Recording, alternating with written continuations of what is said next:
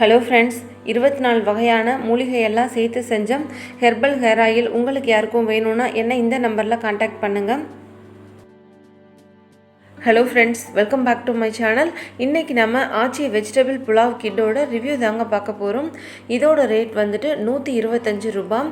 இது கூடவே நமக்கு ஆச்சி பாயசம் மிக்ஸ் பாக்கெட் வந்து ஒரு 100 கிராம் பாக்கெட் வந்து ஃப்ரீயாக கொடுக்குறாங்க. ஃபஸ்ட்டு இப்போது இந்த பேக்கை ஓப்பன் பண்ணி இதுக்குள்ளே என்னெல்லாம் கொடுத்துருக்காங்க அப்படின்னு பார்த்துடலாம்.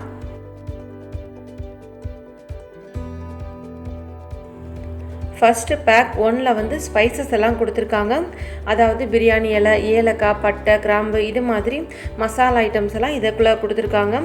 பேக் 2ல் வந்துட்டு புலாவ் செய்கிறதுக்கு தேவையான மசாலா பேஸ்ட் வந்து கொடுத்துருக்காங்க.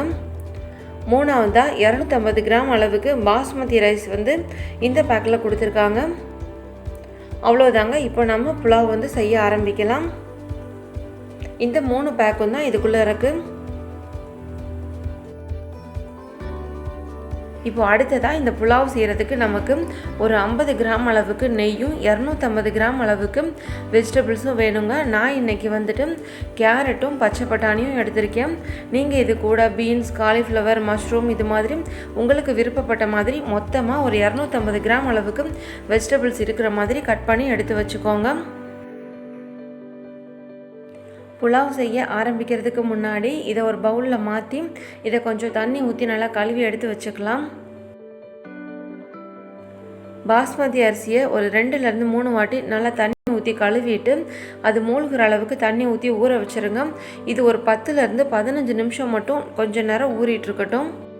இப்போ முதல்ல ஒரு குக்கரில் 50 கிராம் அளவுக்கு நெய் சேர்த்துக்கிறேன்.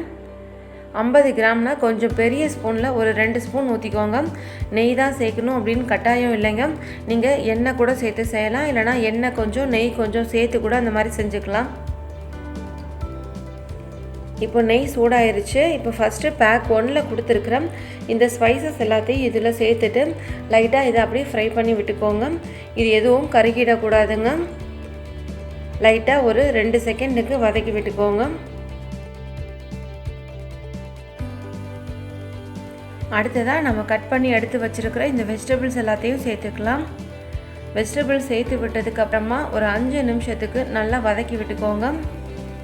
ஸ்டவ் வந்துட்டு மீடியம் ஃப்ளேம்லேயே வச்சுக்கோங்க. 5 நிமிஷம் வதக்கி விட்டதுக்கப்புறமா இப்போ பேக் 2ல் கொடுத்துருக்குற இந்த மசாலா பேஸ்ட்டை வந்து இது கூட சேர்த்துக்கலாம். மசாலா பேஸ்ட்டு சேர்த்ததுக்கப்புறமா ஸ்டவ்வை நல்லா லோ ஃப்ளேமில் மாற்றி வச்சுட்டு ஒரு 3லேருந்து 5 நிமிஷத்துக்கு நல்லா வதக்கி விட்டுக்கோங்க.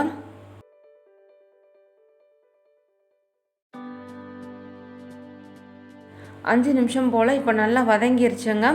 இப்போ இதில் நம்ம புலாவ் செய்கிறதுக்கு தேவையான அளவு தண்ணி சேர்த்துக்கலாம். அவங்க மொத்தமாக 450 ml அளவுக்கு தண்ணி சேர்த்துக்க சொல்லியிருக்காங்க.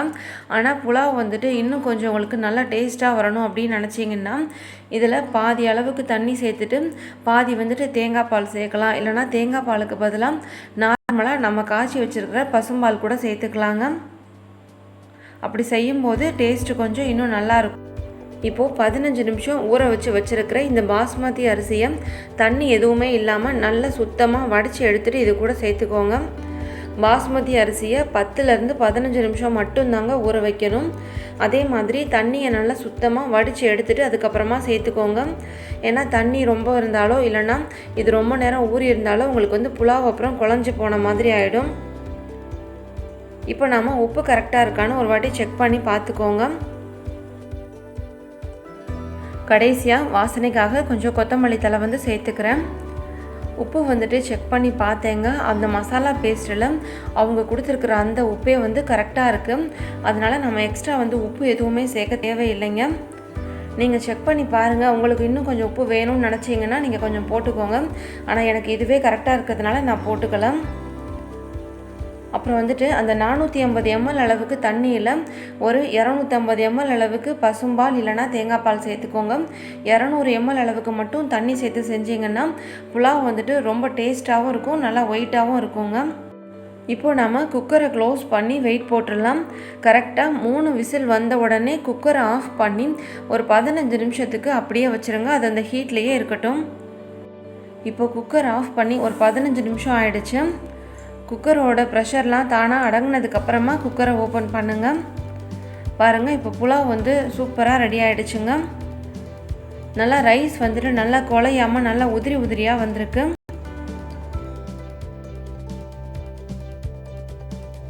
புலாவோட டேஸ்ட் வந்துட்டு ரொம்ப நல்லா இருந்துச்சுங்க. இதோட அளவு எவ்வளோ இருக்கும் அப்படின்னு கேட்டிங்கன்னா ஒரு 3 பேர் சாப்பிட்றதுக்கு கரெக்டாக இருக்கும்.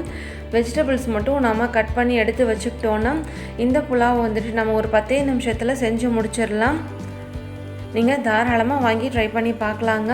இந்த வீடியோ உங்களுக்கு யூஸ்ஃபுல்லாக இருக்கும்னு நினைக்கிறேன். இந்த வீடியோ உங்களுக்கு பிடிச்சிருந்தா மறக்காமல் சுஜா சமையல் அண்ட் ஹெல்த் டிப்ஸ் சேனலை சப்ஸ்கிரைப் பண்ணி பக்கத்தில் உள்ள பெல் ஐக்கானையும் ப்ரெஸ் பண்ணிக்கோங்க. தேங்க்யூ.